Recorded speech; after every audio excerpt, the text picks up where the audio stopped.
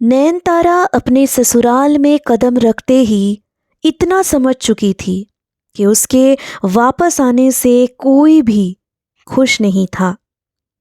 ऐसा ही कुछ मन बनाकर नयनतारा भी आदर्श के साथ शादी के 3 हफ्ते बाद ससुराल आने को तैयार हुई थी।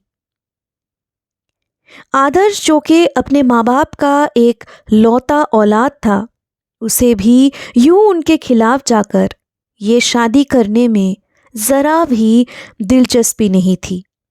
पर जिस दिन से उसने अपने परिवार को नयनतारा से मिलवाया था, उसके अगले ही पल उन्होंने तुरंत इस शादी से इनकार कर दिया था।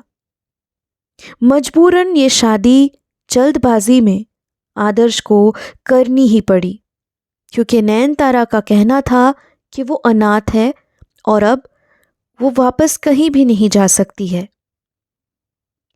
आदर्श बिजनेस में अपने पापा का हाथ बटाया करता था, पर उस घर में नयनतारा के साथ उसका रहना मुमकिन नहीं हुआ। आज इतने दिनों बाद उनका इस घर में इसलिए या आना हुआ था क्योंकि आदर्श अपने माँ के बीमार होने पर हाथ पे हाथ धरे बैठा नहीं रह पाया था। नयनतारा को काफी समझाने पर वो आखिरकार उस घर में वापस आने के लिए राजी हुई थी। डॉक्टर क्या कह के गए हैं पापा? चिंता जताते हुए अपने पापा को आदर्श ने पूछा। बेटे के सवाल से अपने ख्यालों से उभरते हुए दर्शन जी ने कहा, उनका कहना है कि मधु किसी वजह से शॉक में है। नर्वस ब्रेकडाउन के कारण पहले उसने बोलना और अब धीरे धीरे बिस्तर पकड़ लिया है। अगर ऐसे ही चलता रहा तो तेरी माँ के सेहत में सुधार आना मुश्किल है। लेकिन ऐसा क्या हुआ था उस रात? आपका कहना था कि नींद में आपको माँ के चीखने की आवाज़ें सुनाई दी और अब आप जब उस तरफ आप भाग कर गए तो आपको वो बेहोशी की हालत में मिली। तो क्या होश में आने पर उन्होंने आपको कुछ भी नहीं बताया कि आखिर हुआ क्या था उनके साथ? अगर बताया होता तो अब तक क्या मैं चुप बैठता? कैसे भी करके मैं अपने मधु की परेशानी को दूर कर ही देता। इतना कहकर मायूस होकर उनके ठीक बगल में बैठ जाते हैं दर्शन जी। अगले 2 दिनों तक आदर्श और उसके पापा ने हर तरह से कोशिशें करके देख ली, पर दिन ब दिन मधु जी की तबीयत और बिगड़ती जा रही थी।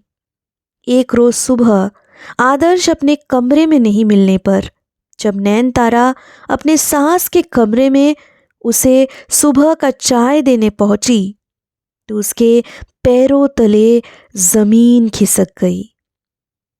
बिस्तर के ऊपर मधु का शरीर बेजान पड़ा हुआ था और ठीक उससे कुछ ही दूरी पर दर्शन जी के हाथों को थामे हुए बैठा हुआ था आदर्श।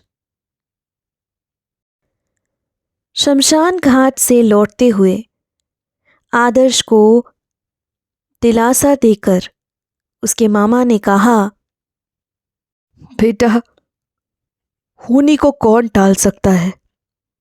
मैं जानता हूं तेरे ऊपर क्या बीत रही है। दीदी और जीजाजी यूं अचानक हमें एक साथ छोड़कर चले जाएंगे, ऐसा कल्पना भी नहीं किए थे हम। दीदी की तबीयत का बताए थे जीजाजी, पर उनको भी हार्ट अटैक से मौत। मुझे अपने आप पर भरोसा नहीं हो रहा है। मुझे अपने आप पर भरोसा नहीं हो रहा है। ये कैसे कैसे क्या हो गया? इतना कहकर बिलक बिलक कर रोने लगते हैं प्रकाश। शमशान तक कर्मचारियों की मदद से माँ बाप को लेकर गया था आदर्श। अब घर आते वक्त अपने मामा को वो अपने साथ ही ले आता है। प्रकाश मामा ने कभी शादी नहीं की थी, इसलिए उनके घर लौटने का इंतज़ार कोई भी नहीं कर रहा होगा। वो खुद भी आदर्श को ऐसे बुरे वक्त में अकेला नहीं छोड़ना चाहते थे। घर के अंदर दाखिल होते ही आदर्श ने नयनतारा को आवाज लगाते हुए कहा, मामा जी आए हैं, उनके लिए जरा एक गिलास पानी लेकर आना। इतना कहते हुए उसने अपने मामा की तरफ मुड़कर कहा, मामा जी मैं ज़रा फ्रेश होकर आता हूँ, आप तब तक बैठिए, नयनतारा आती ही होगी। आदर्श के इतना कहने पर प्रकाश जी सर हिलाते हुए सोफे पे जाकर बैठ जाते हैं। बस कुछ ही देर बाद आदर्श भी तौलिए से मुंह पोंछता हुआ वापस उसी कमरे में आ पहुंचता है। लेकिन वहां का नज़ारा देखते ही उसके होशो आवाज उड़ जाते हैं। उसे अपने आंखों पे भरोसा ही नहीं होता है। लेकिन जैसे तैसे अपने होश को संभालते हुए आदर्श चिल्लाता हुआ सोफे की तरफ दौड़ता हुआ पहुंचता है। मामा जी आप ये क्या कर रहे हो? छोड़ दीजिए इस चाकू को, आपको चोट लग जाएगी। नयनतारा तुम खड़े खड़े क्या तमाशा देख रही हो? रोको इन्हें, ये चाकू हटाओ इनके हाथों से। नयनतारा मैं तुमसे कह रहा हूं, तुम यूं बुत बनकर क्यों खड़ी हो? प्रकाश जी तभी बड़बड़ाते हुए बोले, तू किससे बात कर रहा है? यहां तो कोई भी नहीं है। क्या बोल रहे हो मामा जी? नयनतारा मेरी पत्नी आपके ठीक सामने खड़ी है और आपको... इसका मतलब दीदी और जीजा जी हमेशा से सच बोल रहे थे, बस मैं ही उनके बातों पे यकीन नहीं कर पाया और उनको ऐसे बेवक्त जाना पड़ा। आदर्श ने तब तक वो चाकू अपने मामा के हाथों से छीनकर दूर फर्श पे फेंक दी थी।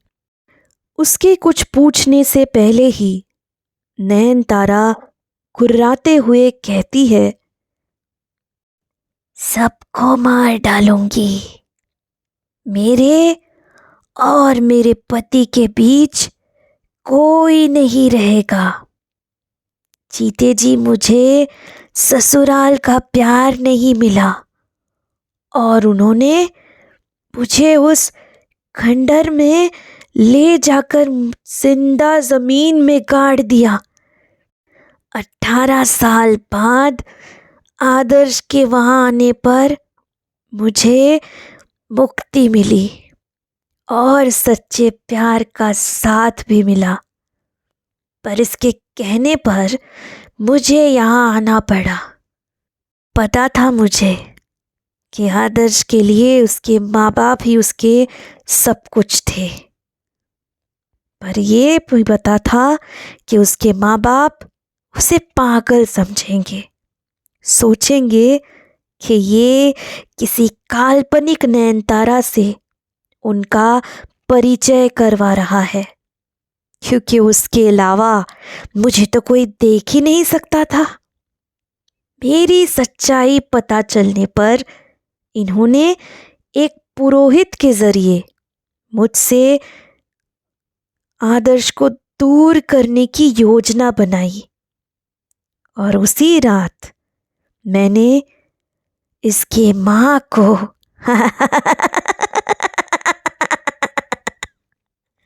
फिर इसके पिता कोई धागा बांधने वाले थे आदर्श के हाथों में, तो उनको भी और आज आपकी बारी है मामा जी।